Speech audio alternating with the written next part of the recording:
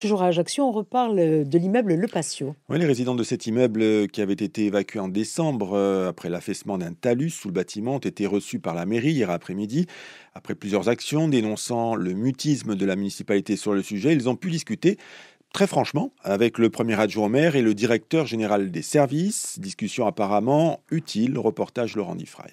Après une heure de réunion, c'est une satisfaction pour les riverains. La municipalité les a reçus et leur a indiqué des avancées dans le dossier. Pour Sylvie Girard, propriétaire au Patio, c'est une première étape de franchie. C'est une première étape quand même qui nous soulage un petit peu. Bon, le délai, on ne connaît pas encore forcément, mais déjà de savoir ça, c'est quand même un plus. Et ensuite, on attend l'expertise judiciaire pour avoir l'étude des sols pour pouvoir vraiment projeter les travaux. Thierry est lui aussi résident dans l'immeuble. S'il est également satisfait de cet entretien, il souhaite désormais voir plus loin et alerte sur la situation des habitants du Patio. On a toujours un logement précaire qui, comme on le sait, vers mi-mars, fin mars, on sera obligé de les quitter puisque la saison estivale va démarrer. Donc, en ce sens, j'ai demandé à la mairie que les services sociaux puissent intervenir sur toute la précarité nous concernant. Pour Charles Dominici, directeur général des services de la ville, les habitants peuvent compter sur le soutien de la municipalité. La mairie surveille ce dossier qui est une priorité. Donc nous avons conscience que chaque jour est important